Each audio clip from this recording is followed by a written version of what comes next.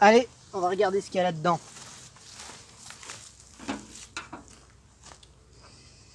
Donc cette hausse, là je vois les abeilles qui stagnent pas mal sur la planche d'envol, donc je pense qu'il y a un peu de monde là-dedans. On va voir. Surprise. Hop, allez c'est parti.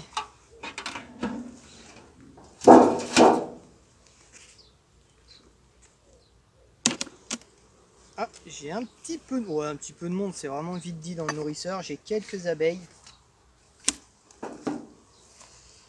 Donc, ça sent qu'il y en a dans la hausse. Ça va, j'ai du monde. Ouais, j'ai du monde. Je vous montre. Donc là, pas besoin de vérifier, je sais que j'ai pas la reine puisque j'ai une grille à reine. Ouais, il y a du monde, mais il n'y a pas beaucoup de miel quand même là. Bon, on va regarder ce qu'il en est. Hop.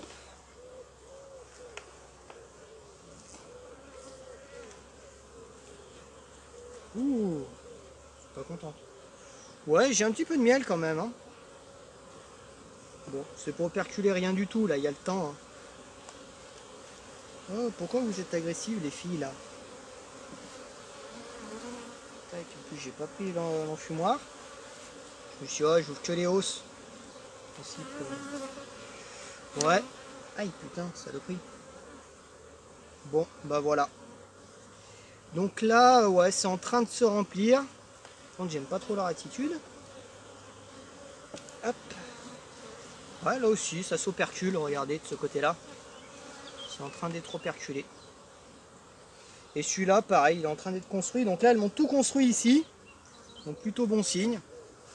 Allez. Bon, bah vous n'êtes pas de bonne humeur, là, je vous laisse. Hop, j'écrase personne. Et hop. Donc pareil, on va regarder. Hop, petite pince-oreille.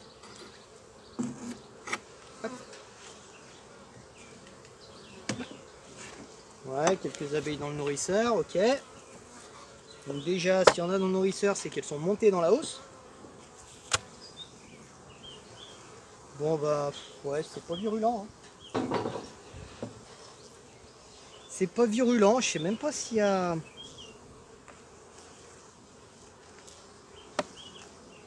Alors le problème c'est qu'il y a pas mal plu aussi, alors... Ouais non, c'est sec, hein. Je vous montre, il n'y a rien. C'est sec de chez sec. Donc comme quoi, vous voyez, d'une ruche à l'autre, ça peut vraiment changer. L'autre, c'est tout plein, c'est tout construit. Là, j'ai même des cadres qui sont pas encore construits. Je vous montre, j'ai des cadres ici, il n'y a rien dedans. Et ils ont à peine commencé à construire. Bon. Ok. Tac. Allez, hop. Là, on n'est pas parti pour.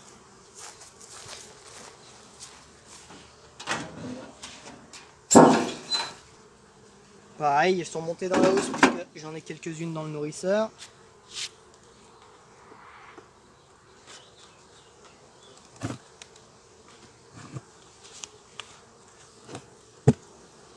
Ah, oula!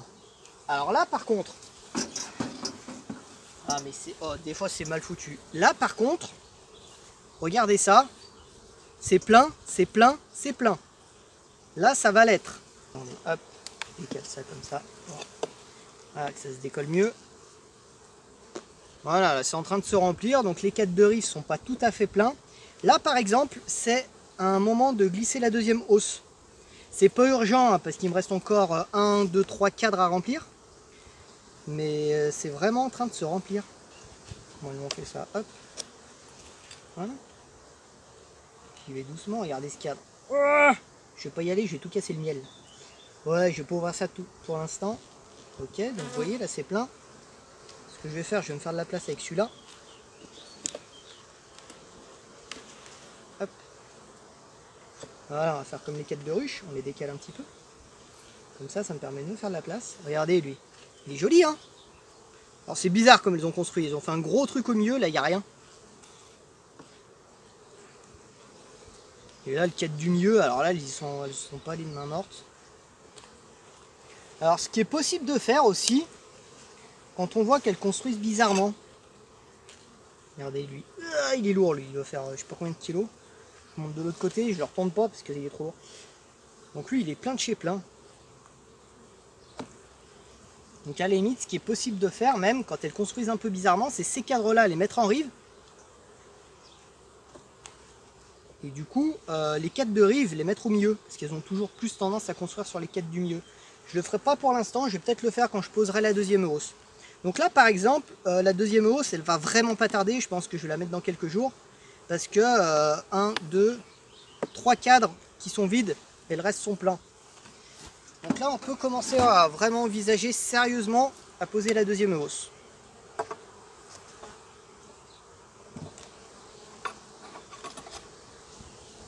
Hop là.